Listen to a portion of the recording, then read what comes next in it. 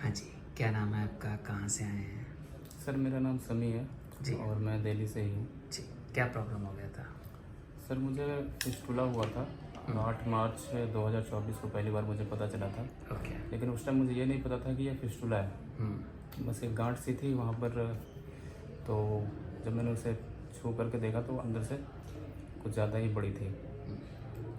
तो फिर मैं एक जनरल गांठ में क्या दर्द भी होता था? गांठ में हल्का जब दबाता था मैं उसे तो दर्द होता था, अदरवाइज दर्द नहीं Otherwise था। पेन भी नहीं और ना ही बाहर की तरफ से कोई फुंसी फोड़ा इस तरह का कुछ भी नहीं था, बिल्कुल प्लेन दिखता था।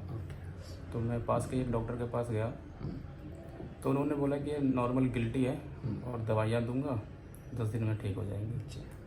तो मैं दवाई खाता रहा, 10 दिन खाया। उसके बाद फिर बीच बीच में मैं बाइक जब चला लेता था, दवाइयाँ खाने से वो ठीक हो जाता था, मतलब छोटा हो जाता था और दर्द भी नहीं होता था। लेकिन जैसे मैं बीच में बाइक चला लेता था कभी कभी, तो वो फिर से उसमें पेन होना शुरू हो जाता था। कभी पॉटी के रास्ते में कभी कुछ थोड़ा सा म्यूकस या पस नहीं, डिस्चार्ज टाइप ऐसा कभी होता नहीं हुआ, कुछ? कुछ भी नहीं होता था। फिर जब वो ज़्यादा बढ़ने लग गया तो मैंने सोचा कि नहीं ये कुछ और है। फिर मैं अपोलो गया, जी। एक सर्जन के से मिला। उन्होंने मुझे बोला कि आपको एमआरआई करवानी होगी। तो एमआरआई करवाया तो उन्होंने ये बोला कि ये फिस्टुला है और इसमें सर्जरी करनी पड़ती है। बेसिकली बाहर कुछ मुंह भी नहीं बना था, तो मेनली इंटरनल ही था सारा का सारा? जी हाँ, इंटरनली था। तो एमआरआई तो करवा लिया मैंने, बट ओपन सर्जरी के लिए उन्होंने बोला तो मैं थोड़ा सा डर सा गया कि ओपन सर्जरी होगी, पता नहीं क्या होगा नहीं होगा। कितना बड़ा घाव होगा, कैसे ड्रेसिंग? तो ओपन सर्जरी मैंने करवाई नहीं। फिर मुझे किसी ने सलाह दिया कि आप आयुर्वेद में चले जाओ। ठीक है। तो बदरपुर में ही आलीगांव में एक वो हॉस्पिटल है, जी। एम्स आयुर्वेद का। जी। तो वहाँ पे गया, उन्होंने भी चेक किया और रिपोर्ट मेरे पास पहले से थी एमआरआई की। तो उन्होंने जब देखा तो बोले कि हाँ फिस्टुला है और जो है कि इसकी सर्जरी होगी। तो उन्होंने बोला कि 2 महीने जो है हम दवाइयाँ देंगे आपको, वो दवाइयाँ आप खाओ, उससे क्या होगा कि पस जो है वो कम हो जाएगा, फिर उसके बाद हम सर्जरी करेंगे। तो 2 महीने दवाइयाँ खाई मैंने और वो वाकई में छोटा भी हो गया, काफ़ी छोटा हो गया और पेन भी नहीं होता था उसमें। और एक बार तो ऐसा हो गया था सर कि बिल्कुल गांठ थी ही नहीं वहाँ पर। उन्होंने कुछ दवाइयाँ दी थी तो बिल्कुल गांठ थी नहीं, तो मुझे लगा कि बिल्कुल ठीक हो गया ये। वो दवाइयाँ जो थी वो कब्ज वगैरह भी कम करती थी? जी हाँ, कब्ज़ की और पेट साफ़ करने की दवाइयाँ थी वो। ठीक है। तो वो मैं खाता रहा। फिर उसके बाद जो है मैं बीच में गाँव चला गया, ओके। क्योंकि वो सर्जरी के लिए टाइम थोड़ा सा वहाँ पर डिले होता है, एम्स में लंबा टाइम देते हैं सर्जरी के लिए। तो मैं सोचा कि गाँव चला जाता हूँ, जब तक थोड़ा घूम के आता हूँ।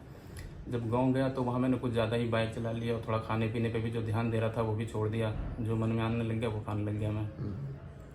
तो वहाँ पर जाकर के गाँव में अचानक से जो है 8-10 दिन में ये बहुत ज़्यादा बढ़ गया, मतलब इतना ज़्यादा कि मैं चल भी नहीं सकता था। कोरिलेट कर सकते हो कि उस टाइम पे जो खाना खा रहे थे वो थोड़ी कब्ज बना रहा था या ज़्यादा शुगर वाला था, मीठा ज़्यादा था? सर उस वक्त मैं हर चीज़ खा रहा था, मैं कुछ भी ध्यान नहीं दे रहा था कि ये खाऊं ना खाऊं। मीठा भी खा रहा था, नॉनवेज भी खा रहा था, बाइक भी खूब चला रहा था।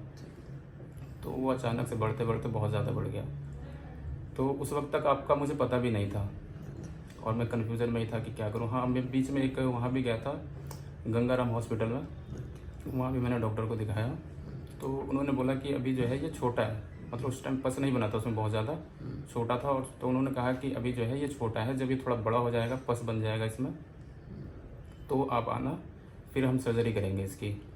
बेसिकली प्रॉब्लम इंटरनल फिस्टुला में ये होती है कि जब अंदर ही अंदर चल रहा होता है तो कोई उसको समझ नहीं पाता है, तो उसको कहाँ से करें, या चीरा लगाएं या ना लगाएं, तो कन्फ्यूज़न रहती है। In that case internal fistula में इसी तरह से थोड़ा इग्नोर होता जाता है। जी।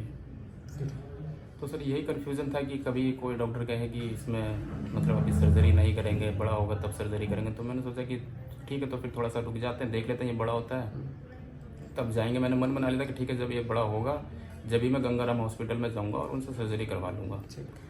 बट जब मैं गांव में था उसी बीच में यूट्यूब जब मैं चला रहा था, यूट्यूब पे देखते देखते आपकी वीडियो देखा मैंने। तो जब वीडियो देखा तो उसमें फिर वीडियो में देखता चला गया, एक के बाद एक, एक के बाद एक, के बाद एक। तो मुझे अंदर से कॉन्फिडेंस फील हुआ कि नहीं, अब मुझे जाना है तो यहीं पे जाना है।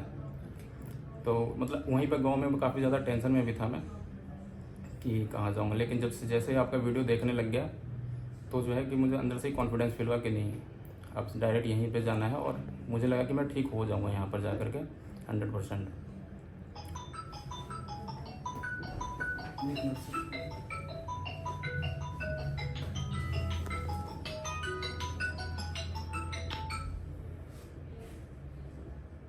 जी। तो सर मैं वहाँ गाँव में था तो काफ़ी ज़्यादा पेन बढ़ गया, इतना ज़्यादा हुआ कि मैं गाँव से यहाँ तक आने भी के लिए सोच रहा था कि कैसे आऊँगा मैं। फीवर भी आना शुरू हो गया था? फ़ीवर भी बहुत ज़्यादा फ़ीवर, मतलब 102 103 फ़ीवर था। जी।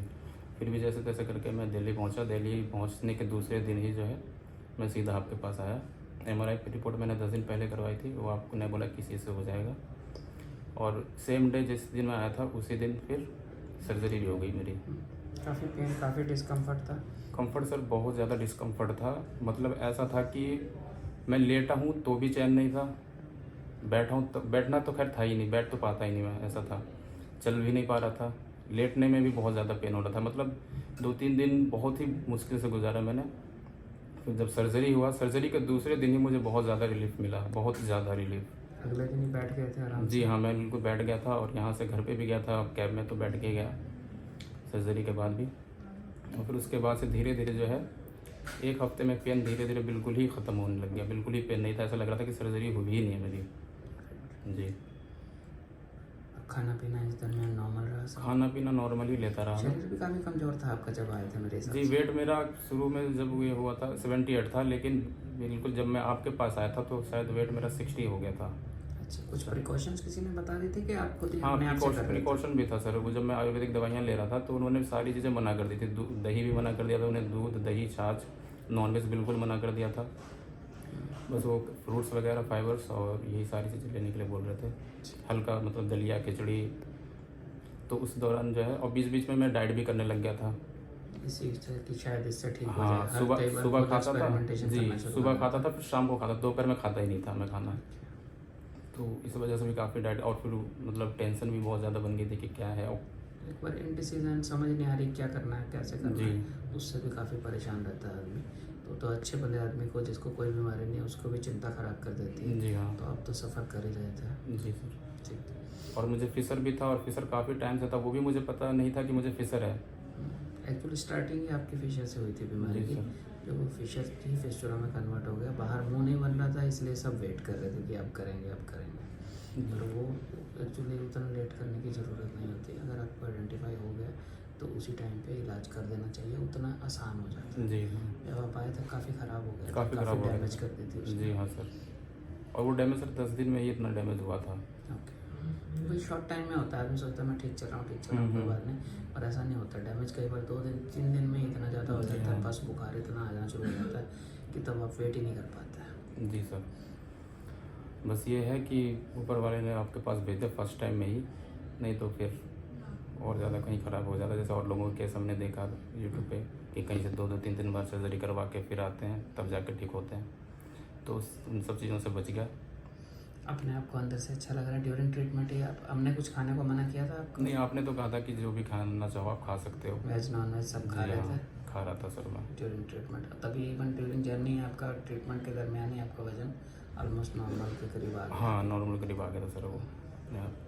और ठीक लगने लगा था, अंदर से खुद ब खुद ठीक लगने लगा कि हाँ मैं ठीक हो रहा हूँ। और एक भरोसा भी था आप पे कि मैं यहाँ पे ठीक हो ही जाऊँगा। कॉन्फिडेंस था वो अंदर बहुत से। इम्पोर्टेंट होता है। जी। फेथ भी आपकी 50% तो आपने कहा भी था कि एक बार सोच लो, विचार कर लो। जब मैं सर्जरी के लिए यहाँ फर्स्ट टाइम आया था तो मैंने बोला कि सर कोई विचार नहीं करना, और मैंने तुरंत डिसीजन ले लिया था। जी आई थिंक उस टाइम पेन भी काफ़ी थी, तो उस टाइम पे ज़्यादा टाइम ले भी नहीं पाया। हाँ, टाइम ले भी नहीं सकता था। अदरवाइज नहीं तो नॉर्मली जैसे शुरू में आते हैं तो कई बार मैं बोल देता हूँ 15 दिन, महीना आराम से टाइम ले लो। जी इन सर। योर केस तो हम ज़्यादा समय दे भी नहीं सकते थे आपको, क्योंकि हर रोज़ ही डैमेज डबल से ट्रिपल से 4 टाइम्स हो जी रही सर। थी। और वैसे भी मैं कई जगहों पे घूम चुका था तो मुझे समझ में आ गया था कि नहीं, यहीं पे सही है, यहीं पे करवाना चाहिए मुझे। बेहतर तो मुझे ही लगा। ठीक है। अब अंदर से बिल्कुल अच्छा लग रहा है? बिल्कुल अच्छा लग रहा है सर, कोई पेन नहीं, कुछ नहीं है, बिल्कुल ठीक लग रहा है। जितना बोला था उससे जल्दी ख़त्म हो गया? जी हाँ, आपने 6 बोला था, 3 में ही हो गया सर। 3 में कंप्लीट हो गया। लकी है कि आप थोड़ा डैमेज तो काफ़ी हुआ था, बट बॉडी ने रिकवर भी फास्ट कर लिया।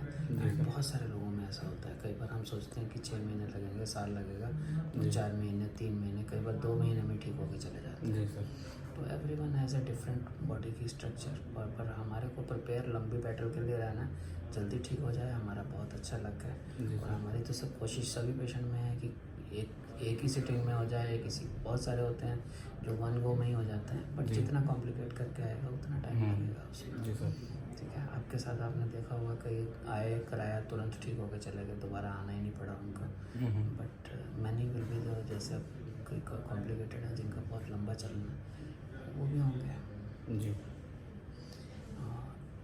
अभी इस बीमारी से रिलेटेड किसी को कोई जानकारी देना चाहें कि क्या करना चाहिए, क्या गलती इन जनरल डाइट से रिलेटेड, या कोई चीज़ आपको लगता है कि आपने इससे ये सीखा विच एवरीवन कैन अवॉइड, या जिससे लोगों की हेल्प हो सके?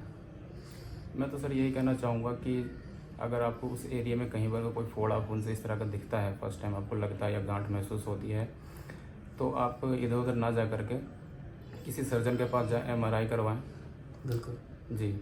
उसके बाद जब वो क्लियर हो जाए कि हाँ जी ये फिस्टुला ही है या छोटी मोटी प्रॉब्लम है, तो उस हिसाब से आप इलाज करवाएं। और बाकी very good, this is the most important crux. जी हाँ। कि छोटी छोटी स्वेलिंग नोटिस करते हैं लोग, दवाई खा लिया या सेल्फ ट्रीटमेंट, बाल तोड़ समझ लेते हैं, कभी गिल्टी समझ लेते हैं। हाँ, और काफ़ी बार तो ये होता है कि मतलब स्वेलिंग होती है फिर गायब हो जाती है, जैसे आपके केस में थी, बिल्कुल जी हाँ, बिल्कुल। पेनलेस थी, कभी छोटी सी वही ख़त्म हो गई, वही चली गई। बट वो आप कोरिलेट करोगे तो आपकी जब भी कॉन्स्टिपेशन या बॉडी इम्यूनिटी कम होती है तो वो एक्टिव हो जाती है। जी। ठीक है, तो अगर ऐसा हो रहा है तो उस स्वेलिंग को इग्नोर नहीं करना। फिस्टुला है, और फिस्टुला अगर आ गया है तो फिर उसकी बहुत वेट करने में आपका ही नुकसान है। जितना वेट करेंगे उतना वो डैमेज बढ़ाता जाएगा, अनलेस कि डॉक्टर खुद मना कर दे कि नहीं अभी नहीं करूँगा, वो अलग बात है।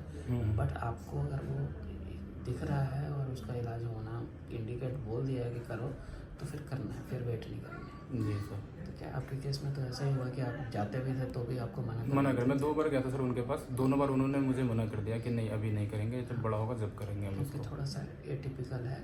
नॉर्मल फिस्टुलास में तो बाहर मुंह बना होता है, तुरंत वहाँ से जाके अंदर हर कोई देखते ही समझ जाता है। बट जब इस तरह का एटिपिकल फिस्टुलास आते हैं तो कई बार नहीं समझ आती कि कहाँ से शुरू करें, क्या करें। That happen, it is very common. और कई बार पेशेंट को भी मन बनाने का टाइम दिया जाता है कि हाँ भाई तुम्हें पेन डिस्कम्फर्ट नहीं है, तो मेंटली प्रिपेयर हो जाओ कि जब ट्रीटमेंट करेंगे कुछ ना कुछ डिस्कम्फर्ट होना है। जी। तो डैट पर उस टाइम पे उस हिसाब से बताया जाता है, स्ट्रेट अवे मना नहीं किया जाता कि भाई तुम्हारा नहीं करेंगे, वो करेंगे। जिस जो तरीका है at least you should be aware कि अब ऐसे ऐसे आगे की जर्नी रहने वाली है। जी सर। ठीक है, कोई और प्रिकॉशन या माइंड में डाउट है कि मैं कोई क्या करूँ क्या नहीं करूँ? ऐसा जनरल सब खाना पीना है, कोई कुछ चीज़ मना नहीं है। बहुत ज़्यादा स्पाइसी, बहुत ज़्यादा नॉन वेज में मना करता हूँ, थोड़ा थोड़ा मॉडरेशन में हर चीज़ कर सकता है। एक्सेस तो किसी भी चीज़ का नुकसान है, सलाद भी ज़्यादा खा लोगे वो भी नुकसान करता है। जी सर। ठीक है, आपसे कोई बात करना चाहता हो, नंबर शेयर कर पाएंगे? जी, मेरा नंबर है 7827819195। आप कॉल कर सकते हैं, कोई इशू नहीं आपका है। बिजी शेड्यूल रहता है तो पहले व्हाट्सएप करके टाइम दें, उसके बाद ही बात करें तो वो ज़्यादा अच्छा है। किसी भी टाइम, कई बार पेशेंट रात को देखते हैं तुरंत डेट में फ़ोन कर देते हैं। आई डोंट वांट कि आप कोई आपको नहीं, बाकी मैं कोशिश पूरा करूँगा कि कोई भी कॉल करे तो मैं पूरी तरह से उनकी हेल्प करूँ। और मैं तो यही कहना चाहूँगा एक बार कि आपको जब डायग्नोस हो जाए कहीं पर भी, जैसे आप MRI करवा लें, दिल्ली में नहीं रहते, कहीं बाहर रहते हैं, आप तुरंत नहीं आ सकते, लेकिन अगर सर की वीडियो आपको मिलती है, देखते हैं, तो आप बिना सोचे समझे हाँ डाउट जो मन में एक बार रहते हैं कि मेरा पता तो नहीं। यही कहना है कि आप इधर उधर ना भाग करके, टाइम वेस्ट ना करके, आप एक सर के पास ही आ जाएं डायरेक्ट। अगर आपको ये क्लियर हो गया कि हाँ जी मुझे फिस्टुला है और आप कंफ्यूजन में है कि कहाँ करवाएं ना करवाएं, तो मेरा तो यही कहना है कि भाई आप यहीं पर आ जाएं और यहाँ से आप बिल्कुल ठीक हो जाएंगे। ठीक है, thank you. Thank you sir, बहुत बहुत धन्यवाद आपका।